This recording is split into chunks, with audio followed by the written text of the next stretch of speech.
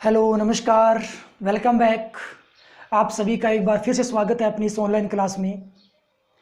कल तक हमने बात की थी बोर मॉडल की सहायता से ऊर्जा की गणना की, और ऊर्जा के लिए हमने कल जो सूत्र प्राप्त किया था वो ये था कि nवीं कक्षा में जो ऊर्जा होती है उसका मान माइनस का आर डैश जेड स्क्वायर बटा एन स्क्वायर होता है, जहाँ पे आर डैश एक नियतांक होता है, नॉर्मली नियतांक होता है, और जेड यहाँ पे परमाणु क्रमांक था, और एन यहाँ पे नंबर ऑफ ऑर्बिट यानी कि कक्ष संख्या था। तो अभी अपने इसको हाइड्रोजन परमाणु के लिए लागू करेंगे और हाइड्रोजन परमाणु की विभिन्न कक्षाओं के लिए इसका मान देखने वाले हैं कि हाइड्रोजन परमाणु की प्रत्येक कक्षा के लिए अलग अलग मान कितना होगा। यदि मैं हाइड्रोजन की बात कर लूं तो हाइड्रोजन परमाणु के लिए ये जो फॉर्मूला होता है nवीं कक्षा में ऊर्जा का वो बन जाता है आर डैश बटा एन स्क्वायर। क्यों? क्योंकि जेड बराबर हाइड्रोजन के लिए कितना होता है? 1 होता है। अब आप विभिन्न कक्षाओं की बात कर लो, जैसे आप बात करते हो प्रथम कक्षा के लिए यानी कि E1 का मान कितना बनेगा अपने पास? E1 n का मान 1 कर दो, n का मान 1 करोगे तो मान कितना आ जाएगा? माइनस का आर डैश, और आर डैश का मान कितना होता है? 13.6 इलेक्ट्रॉन वोल्ट, यानी कि E1 का जो मान आता है वो आएगा माइनस का 13.6 इलेक्ट्रॉन वोल्ट। ये हाइड्रोजन परमाणु की प्रथम कक्षा की कुल ऊर्जा का मान होता है। यहाँ पे आप यदि दूसरी कक्षा की बात करते हो, द्वितीय कक्षा के लिए, तो n का मान करना पड़ेगा 2, तो 2 का स्क्वायर यानी कि 4 हो गया, तो ये बन जाएगा माइनस का आर डैश बाई 4, और आर डैश का मान 13.6 होता है, तो माइनस 13.6 में आप 4 का भाग लगाते हो तो E2 का मान अपने पास निकल के आता है माइनस का 3.4 इलेक्ट्रॉन वोल्ट। इसी प्रकार आप तीसरी कक्षा के लिए भी ऊर्जा का मान ज्ञात कर सकते हो। तो तीसरी कक्षा के लिए ऊर्जा का मान कितना बनेगा? तीसरी कक्षा के लिए n का मान 3 हो जाएगा, तो 3 का स्क्वायर 9 का भाग लगा दो, तो तीसरी कक्षा के लिए अपने पास जो ऊर्जा निकल के आती है वो माइनस का आर डैश बटे 9 होता है, और आर डैश यानी कि 13.6 में जब 9 का भाग लगाते हो तो अप्रोक्सीमेट मान आता है माइनस 1.5 इलेक्ट्रॉन वोल्ट। इसी प्रकार से आप E4 ज्ञात कर सकते हो, 0.85 आएगा माइनस में। E5 पांचवी कक्षा में ज्ञात कर लोगे, 0.50 आ जाएगा माइनस के अंदर। तो कहने का मतलब आप हाइड्रोजन परमाणु की विभिन्न कक्षाओं के लिए ऊर्जा प्राप्त कर सकते हो।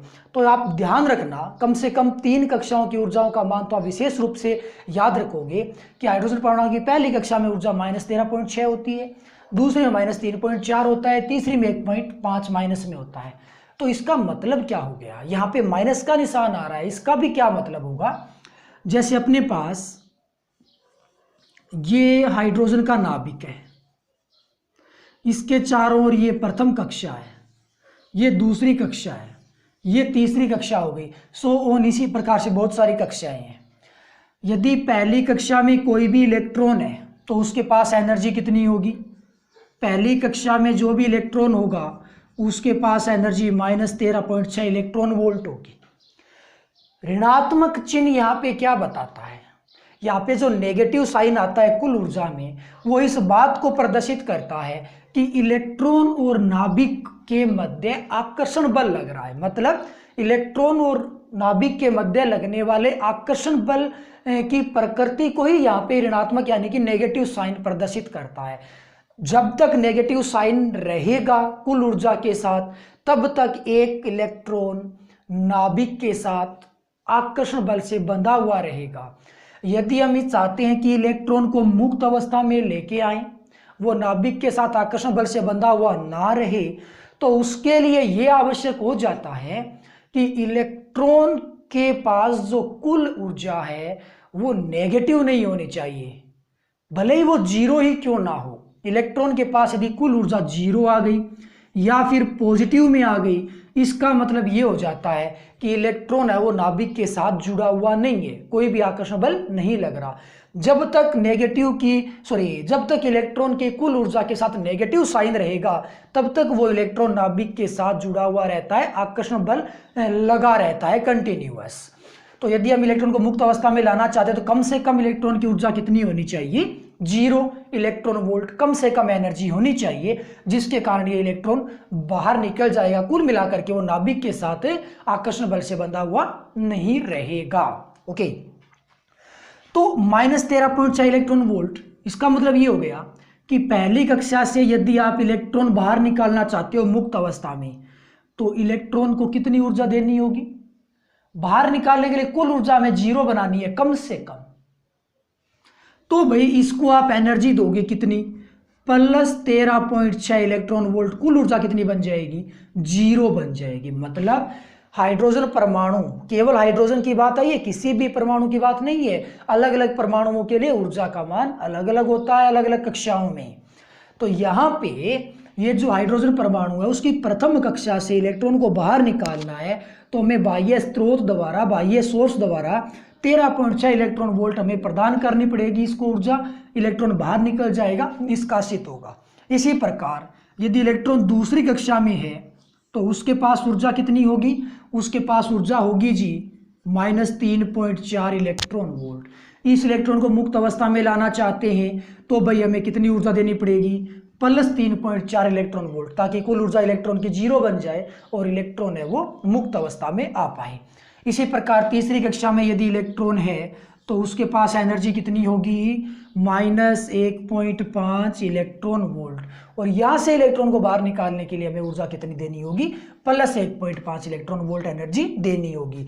तो प्रत्येक हाइड्रोजन परमाणु की प्रत्येक कक्षा के लिए ऊर्जा का मान कितना होता है वो आपको याद रखना है, और यही आंकिक मान हम आगे यूज में लेने वाले, चाहे न्यूमेरिकल हो और चाहे आगे की डेरिवेशन हो, वहाँ पे ये मान है वो काम में आने वाले हैं। और ऋणात्मक चिन्ह क्या प्रदर्शित करता है इसको भी आप ध्यान में रखोगे। तो हमने हाइड्रोजन परमाणु की विभिन्न कक्षाओं के लिए ऊर्जाओं की बात कर ली है।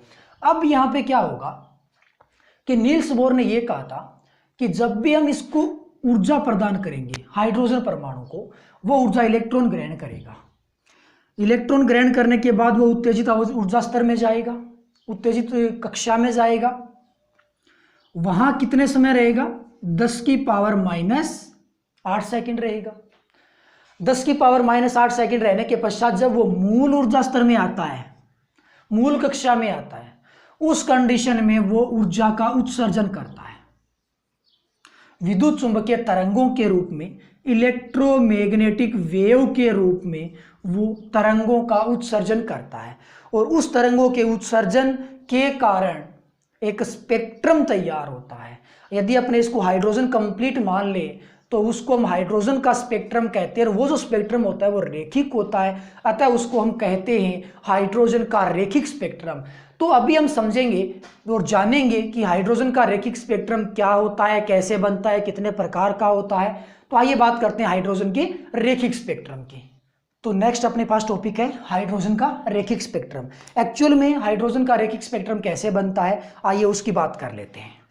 जैसा कि हम जानते हैं कि यदि हम किसी प्रिज्म पर वाइट लाइट यानी कि सफ़ेद प्रकाश का आपतन करवाते हैं तो प्रिज्म से निर्गत होने वाला प्रकाश है वो 7 रंगों में विभक्त हो जाता है, और स्क्रीन पर हमें एक स्पेक्ट्रम नज़र आता है, जैसा कि हमें डायग्राम में नीचे दिखाई दे रहा है एक स्पेक्ट्रम, जिसमें रंगों का क्रम है वो विबग्योर के अनुसार है। और इस स्पेक्ट्रम में आप एक चीज़ क्लियर देख सकते हो कि पहले वॉयलेट, फिर Indigo, blue, green, yellow, orange और रेड कलर हैं। जब भी एक के पश्चात दूसरा कलर आता है तो वो दूसरे में मिक्सअप है, यानी कि ऐसा कोई फिर निश्चित स्थान नहीं है जहाँ से कोई अन्य कलर वो स्टार्ट हो रहा हो। कहने का मतलब जो कलर हैं वो एक दूसरे के अंदर मिक्सअप हैं, सतत रूप से हैं। तो ये जो हमें स्पेक्ट्रम दिखाई दे रहा है, इस प्रकार के स्पेक्ट्रम को हम सतत स्पेक्ट्रम कहते हैं। तो कुल मिलाकर के बात ये हो गई कि प्रिज्म से प्राप्त होने वाला जो भी अपने पास दृश्य स्पेक्ट्रम होता है वो सतत स्पेक्ट्रम होता है, और 2 कलर के बीच में विभेद कर पाना मुश्किल होता है, क्योंकि एक कलर के अंदर से ही दूसरा कलर है वो मिक्सअप हमें प्राप्त होता है। तो इस स्पेक्ट्रम को हम क्या कहने वाले, सतत स्पेक्ट्रम कहने वाले हैं।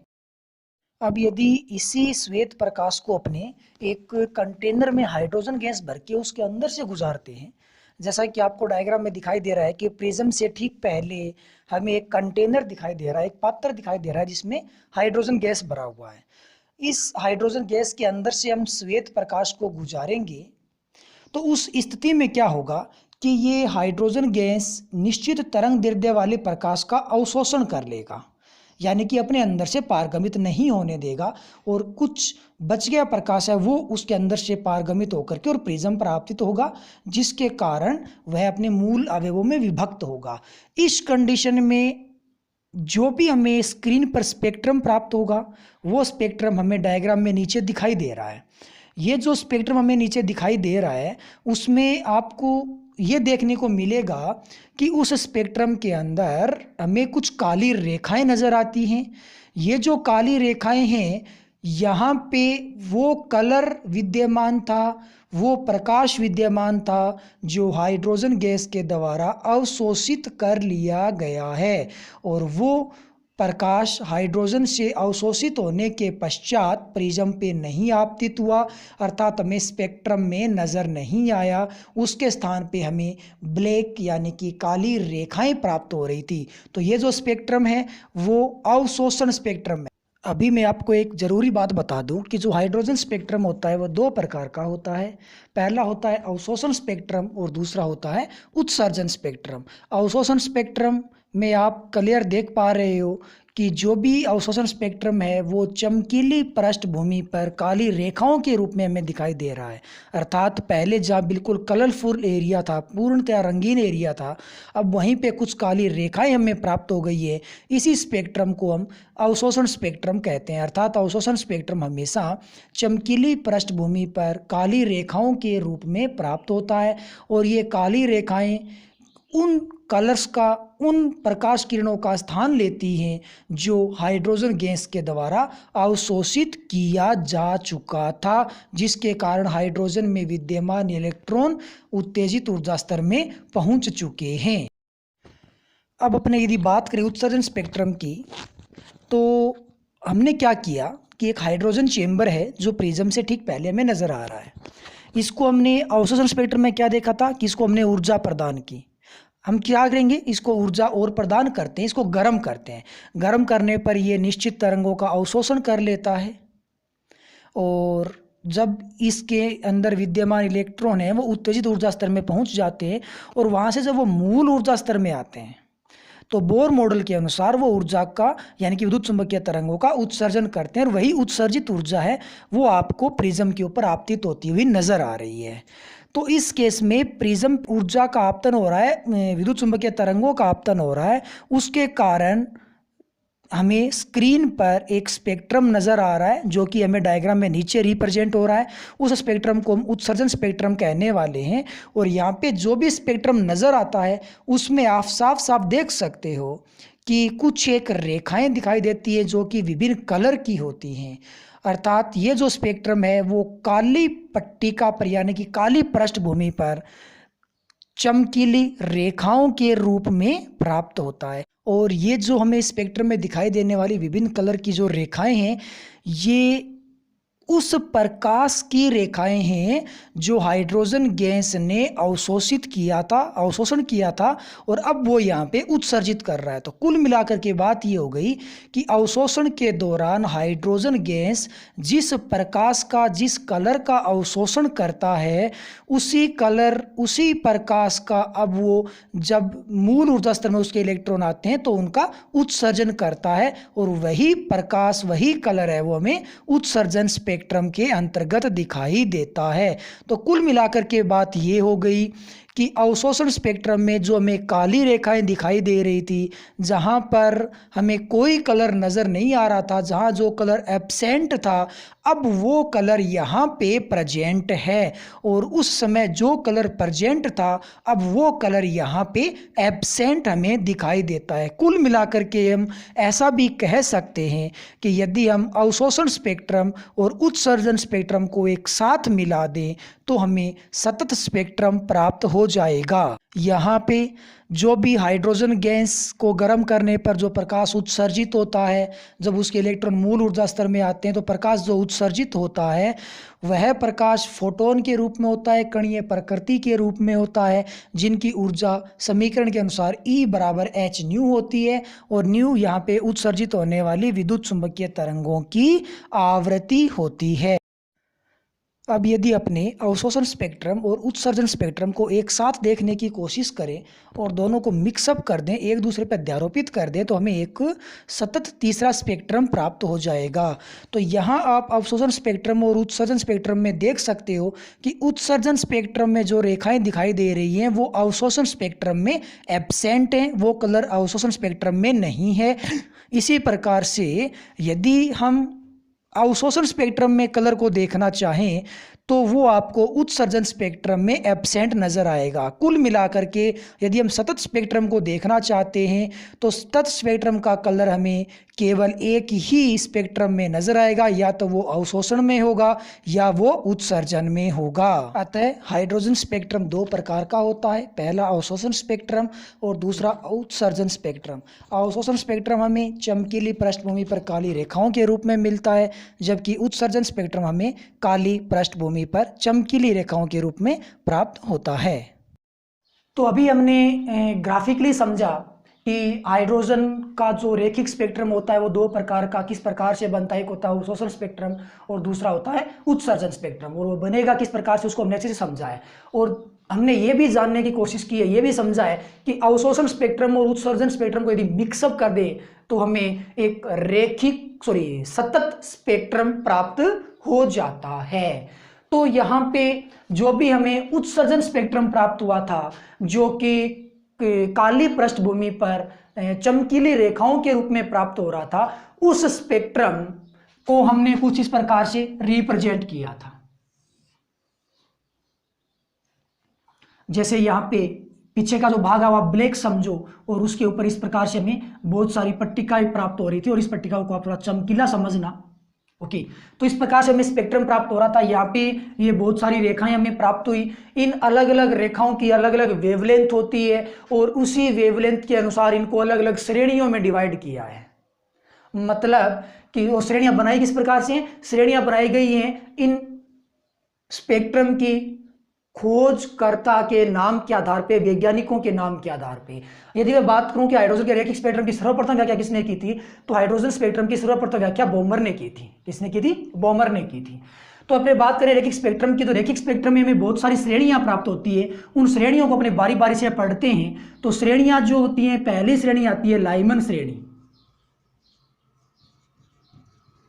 दूसरे नंबर पे आता है बामर का नाम, बामर श्रेणी। तीसरा नंबर आता है पाश्चन श्रेणी, और चौथा नंबर आता है ब्रैकेट श्रेणी, और पांचवें नंबर पे आती है फुंड श्रेणी। ओके, ये बहुत सारी श्रेणियां हैं। सबसे पहले अध्ययन बामर के द्वारा किया गया था, उसके पश्चात अलग अलग साइंटिस्ट ने अलग अलग प्रकार की श्रेणियों का निर्माण किया था।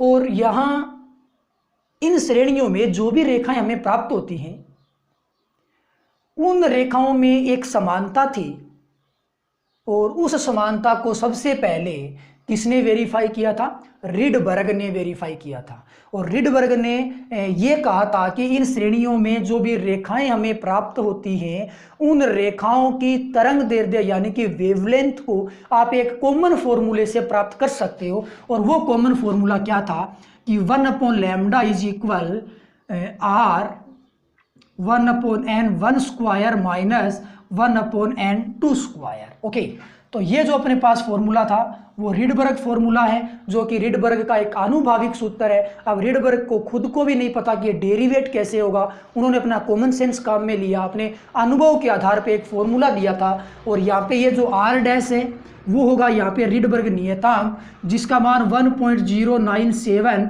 10⁻⁷ मीटर इनवर्स होता है। तो रिडबर्ग नियतांक का मान कई बार एग्जाम में पूछ लिया जाता है।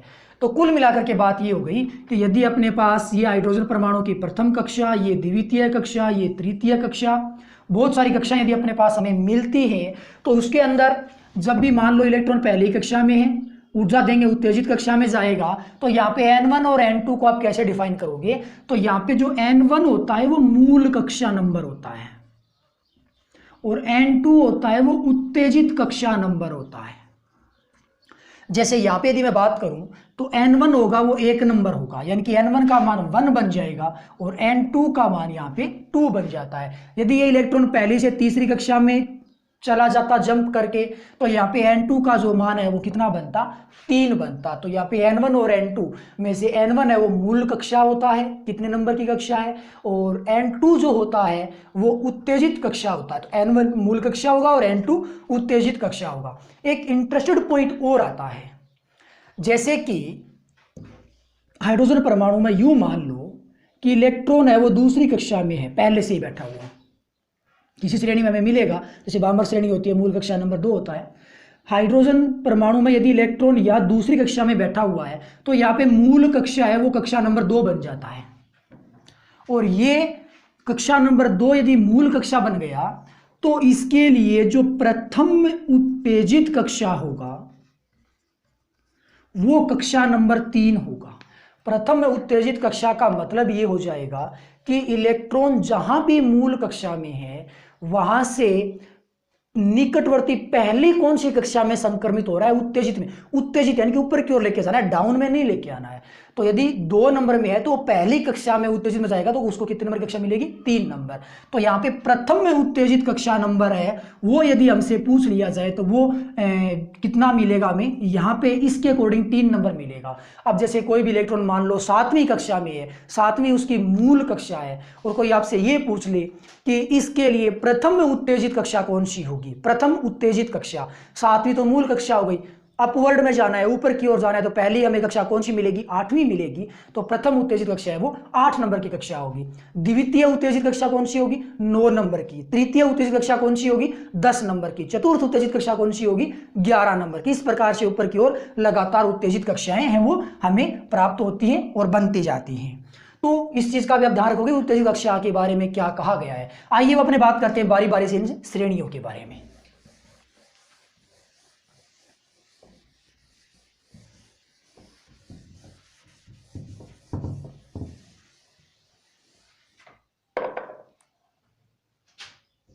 तो अपने पास जो भी श्रेणियां हैं कुछ इस प्रकार से हैं।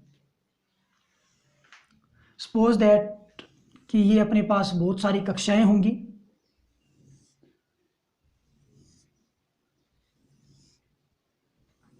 ये नंबर ऑफ ऑर्बिट अपने देंगे इनको नाम। जैसे ये अपने पास हाइड्रोजन परमाणु की प्रथम कक्षा हो गई, ये द्वितीय हो गई, ये तृतीय हो गई, ये चतुर्थ हो गई, ये पंचम हो गई। लाइकवाइज ये ऊपर की ओर और इन्फिनिटी तक जा रही है।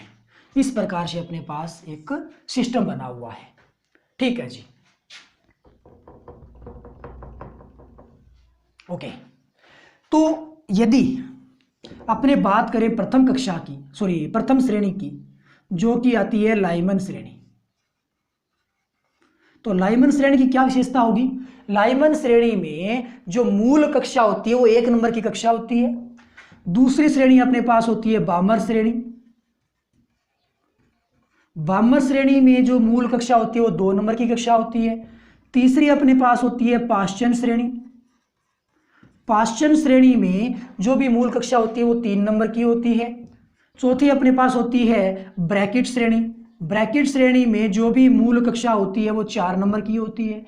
उसके पश्चात अपने नंबर आता है फुंड श्रेणी का, और फुंड श्रेणी में जो मूल कक्षा होती है वो 5 नंबर कक्षा होती है। मतलब लाइमन के लिए मूल कक्षा 1 नंबर होगी, यानी कि ये जो n1 के मान है वो सबके लिए फिक्स है। n1 मूल कक्षा नंबर होता है। तो लाइमन के लिए मूल कक्षा कितनी होती है, 1।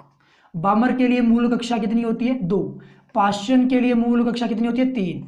ब्रैकेट के लिए मूल कक्षा कितनी होती है, सारे n1 के मान है 4। और फुंड के लिए मूल कक्षा कितनी होती है, 5। कहने का मतलब यदि अपने बात करें लाइमन श्रेणी की, तो लाइमन श्रेणी में इलेक्ट्रॉन आएगा पहली कक्षा में, मूल कक्षा 1 नंबर होगी। अब वो पहली कक्षा में कहां से आएगा, पहली कक्षा में वो आएगा 2 नंबर से आ सकता है, वो 3 नंबर से आ सकता है, वो 4 नंबर से आ सकता है, 5 नंबर से आ सकता है, 6 नंबर से, यानी कि वो किसी भी उत्तेजित कक्षा से और मूल कक्षा नंबर 1 में संक्रमित हो सकता है। तो यहाँ पे बहुत सारी तरंगे हमें प्राप्त होती हैं जिनकी अलग अलग तरंग दैर्ध्य होती है, और यहाँ पे जो भी हमें एक समूह प्राप्त हुआ है उस समूह या श्रेणी को हम क्या कहेंगे, लाइमन श्रेणी कहते हैं। क्या नाम दोगे इसका, लाइमन श्रेणी। तो लाइमन श्रेणी के लिए n1 का मान कितना होगा, लाइमन श्रेणी के लिए n1 का मान 1 होगा। लाइमन श्रेणी के लिए प्रथम उत्तेजित कक्षा कौन सी होगी, लाइमन श्रेणी के लिए प्रथम उत्तेजित कक्षा कितनी होगी, 2 नंबर, क्योंकि 1 के बाद जो अगला नंबर आता है वो 2 का आता है, तो प्रथम उत्तेजित कक्षा होगी वो कौन सी होगी, 2 नंबर की होगी। अब यहाँ पे अलग अलग वेवलेंथ की तरंगे हमें प्राप्त होती हैं, और इन सभी तरंगों की जो तरंग दैर्ध्य निकलेगी वो किससे निकल जाएगी, रिडबर्ग फॉर्मूले से निकल जाएगी, जो कि अपने पास कुछ इस प्रकार से है। तो भाई यहाँ पे अलग अलग ऑर्बिट से, अलग अलग कक्षाओं से यदि इलेक्ट्रॉन मूल कक्षा में आता है तो सोचने वाली बात ये हो गई कि सबकी वेवलेंथ भी अलग अलग होगी, किसी की वेवलेंथ कम होगी, किसी की वेवलेंथ ज़्यादा होगी। तो मैक्सिमम वेवलेंथ कब बनेगी और मिनिमम वेवलेंथ कब बनेगी, इस बात का आपको ध्यान रखना है। यदि इलेक्ट्रॉन निकटवर्ती कक्षा से आता है यदि इलेक्ट्रॉन निकटवर्ती कक्षा से आता है, जैसे कि एक में आ रहा है 2 से, तो 2 से आने पर जो वेवलेंथ बनती है उसका मान अधिकतम होता है। इसका मतलब ये हो गया कि जब इलेक्ट्रॉन प्रथम उत्तेजित कक्षा से आएगा, यानी कि यहाँ पे यदि मैं बात करूँ लाइमन श्रेणी की, तो लाइमन श्रेणी में यदि इलेक्ट्रॉन कक्षा नंबर 2 से 1 में आता है, उस केस में तरंग दैर्ध्य तरंग की मैक्सिमम बनती है। और यदि इलेक्ट्रॉन आता है उत्तेजित उच्चतम कक्षा से, अंतिम कक्षा से, और अंतिम कक्षा इन्फिनिटी हो सकती है, तो यदि अनंत से इलेक्ट्रॉन निकल के और पहली मूल कक्षा में आएगा, प्रथम कक्षा में आएगा, उस केस में जो तरंग दैर्ध्य बनेगी वो मिनिमम प्राप्त होगी। तो कुल मिलाकर के ये जो नियम है वो सभी श्रेणियों पे लागू होता है कि प्रथम उत्तेजित कक्षा यदि इलेक्ट्रॉन आएगा तो मैक्सिमम वेवलेंथ बनेगी, और लास्ट यानी कि अंतिम अर्थात इन्फिनिटी से यदि इलेक्ट्रॉन निकल के मूल कक्षा में आता है तो वेवलेंथ हमें मिनिमम प्राप्त होती है। तो यहाँ पे लाइमन श्रेणी की यदि मिनिमम की बात करें तब तो 912 एंगस्ट्रॉम तरंग की तरंग हमें प्राप्त होती है, और मैक्सिमम की बात करें तो 1216 एंगस्ट्रॉम तरंग दैर्ध्य वाली तरंग हमें प्राप्त होती है। तो ये तो बात हो गई लाइमन की। लाइमन में इलेक्ट्रॉन कहाँ से आएगा, किसी भी उत्तेजित कक्षा से आ सकता है, लेकिन प्रथम कक्षा में आएगा। तो लाइमन श्रेणी कहोगे किसे, कि वह श्रेणी जिसमें इलेक्ट्रॉन किसी उत्तेजित कक्षा से प्रथम कक्षा में आता है तो प्राप्त होने वाली श्रेणी को लाइमन श्रेणी कहते हैं। अब बात कर लें बामर श्रेणी की, तो बामर श्रेणी में यहाँ पे क्या होगा, मूल कक्षा का जो मान होगा वो कितना होगा, 2 नंबर होगा, यानी कि इस रिडबर्ग सूत्र में n1 का मान फिक्स है, 2 हो चुका है। अब यहाँ पे इलेक्ट्रॉन उत्तेजित कक्षा से आता है तो कक्षा नंबर 3 से आ सकता है, कक्षा नंबर 4 से आ सकता है, 5, 6, 7, इस प्रकार से वो अनेक कक्षाओं से आ सकता है। और इस केस में हमें जो भी श्रेणी प्राप्त होती है वो कौन सी श्रेणी बनेगी, वो बनेगी जी बामर श्रेणी। कौन सी श्रेणी बनने वाली है, बामर श्रेणी हमें प्राप्त होने वाली है। तो बामर श्रेणी किसे कहोगे, जब इलेक्ट्रॉन किसी उत्तेजित कक्षा से दूसरी कक्षा में संक्रमित होता है तो उस कंडीशन में प्राप्त होने वाली श्रेणी को हम बामर श्रेणी कहते हैं। तो बामर श्रेणी में जो मैक्सिमम तरंग दैर्ध्य हमें प्राप्त होगी वो तब प्राप्त होगी जब इलेक्ट्रॉन कक्षा नंबर 3 से आएगा, यानी कि 3 बामर श्रेणी के लिए प्रथम उत्तेजित कक्षा है। तो उस कंडीशन में जो भी तरंग प्राप्त होती है उसकी तरंग दैर्ध्य वो कितनी होगी, मैक्सिमम होगी। और मिनिमम वेवलेंथ कब बनेगी, मिनिमम वेवलेंथ तब बनेगी जब इलेक्ट्रॉन कहाँ से निकल के आएगा, अनंत से निकल के आएगा, और अनंत से कहाँ तक आएगा, दूसरी कक्षा में। उस केस में जो भी तरंग हमें प्राप्त होती है उसकी तरंग दैर्ध्य मिनिमम होती है। तो यहाँ पे मैक्सिमम की यदि मैं बात करूँ तो मैक्सिमम वेवलेंथ होती है 6563 एंगस्ट्रॉम, और मिनिमम वेवलेंथ होती है 3646 एंगस्ट्रॉम। ये बामर श्रेणी के लिए मान होता है। लाइमन और बामर के लिए दोनों के लिए आप ये मैक्सिमम और मिनिमम मान है वो याद रखोगे, एग्जाम में कई बार पूछ लिया जाता है। और यहाँ पे जो भी स्पेक्ट्रम श्रेणी हमें प्राप्त होती है उसकी वेवलेंथ हम इस सूत्र से ज्ञात कर सकते हैं। तीसरा अपने पास आता है पाश्चन श्रेणी। पाश्चन श्रेणी में इलेक्ट्रॉन कहाँ आएगा, इलेक्ट्रॉन कक्षा नंबर 3 में आएगा। तो 3 में कहाँ से आ सकता है, 3 में वो 4 से आ सकता है, 5 से आ सकता है, 6 से आ सकता है, 7 से, यानी कि किसी भी उच्चतम कक्षा से आ सकता है। उस केस में ये जो हमें स्पेक्ट्रमी श्रेणी प्राप्त होती है उसका नाम क्या हो जाएगा, पाश्चन श्रेणी इसका हमें नाम मिलेगा। तो पाश्चन श्रेणी किसे कहोगे? जब इलेक्ट्रॉन किसी उत्तेजित कक्षा से तीसरी मूल कक्षा में संक्रमित होता है तो उस प्रकार से प्राप्त होने वाली श्रेणी को हम पाश्चन श्रेणी कहते हैं। तो भाई पाश्चन श्रेणी में मैक्सिमम वेवलेंथ कब मिलेगी? पाश्चन श्रेणी में मैक्सिमम वेवलेंथ तब मिलती है जब इलेक्ट्रॉन चौथी कक्षा से आएगा तीसरी कक्षा में। तो भाई पाश्चन श्रेणी के लिए प्रथम उत्तेजित कक्षा कौन सी होगी? पाश्चन में मूल तो हो गया 3 नंबर, n1 का मान तो 3 हो गया, तो प्रथम उत्तेजित कौन सी हो जाएगी? 4 नंबर की कक्षा। तो चौथी कक्षा जो होगी वो प्रथम उत्तेजित कक्षा होगी और 4 से 3 में इलेक्ट्रॉन जब संक्रमित होता है तो मैक्सिमम वेवलेंथ हमें प्राप्त होती है। इसी प्रकार से मिनिमम वेवलेंथ के लिए अपने बात करें तो इलेक्ट्रॉन कहां से आना चाहिए? अनंत से आना चाहिए और कक्षा नंबर 3 में आएगा तो हमें पाश्चन श्रेणी में न्यूनतम तरंग दैर्ध्य वाली तरंग प्राप्त होती है। तो पाश्चन श्रेणी आप किसे कहते हो? जब इलेक्ट्रॉन किसी उत्तेजित कक्षा से तीसरी मूल कक्षा में संक्रमित होता है तो प्राप्त होने वाली श्रेणी को हम पाश्चन श्रेणी कहते हैं। चौथा अपने पास आता है ब्रैकेट श्रेणी। ब्रैकेट श्रेणी में इलेक्ट्रॉन कहाँ आएगा? चौथी कक्षा में आएगा, यानी कि ब्रैकेट के लिए मूल कक्षा कौन सी होती है? 4 नंबर की कक्षा मूल कक्षा होती है। तो 4 नंबर में वो 5 से आ सकता है, 6 से आ सकता है, 7 से आ सकता है, यानी कि किसी भी उत्तेजित कक्षा से आ सकता है। और उस केस में जो श्रेणी बनती है वो कौन सी बनेगी? वो ब्रैकेट श्रेणी बनने वाली है। तो ब्रैकेट श्रेणी किसे कहोगे? जब कोई भी इलेक्ट्रॉन किसी उत्तेजित कक्षा से चौथी मूल कक्षा में आता है, यानी कि चौथे नंबर की कक्षा में आता है, जो कि मूल कक्षा होगी उसके लिए, चौथी मूल कक्षा में यदि आता है तो प्राप्त होने वाली श्रेणी को ब्रैकेट श्रेणी कहते हैं। अब ब्रैकेट श्रेणी में मिनिमम वेवलेंथ यदि हमें देखनी है तो इलेक्ट्रॉन कहां से आना चाहिए? इन्फिनिटी से आना चाहिए। और यदि मैक्सिमम वेवलेंथ हमें देखनी है तो इलेक्ट्रॉन कहां से आना चाहिए? इलेक्ट्रॉन प्रथम उत्तेजित कक्षा से आना चाहिए। मैक्सिमम वेवलेंथ के लिए प्रथम उत्तेजित कक्षा ब्रैकेट श्रेणी में कौन सी होगी? 5 नंबर होगी। क्यों?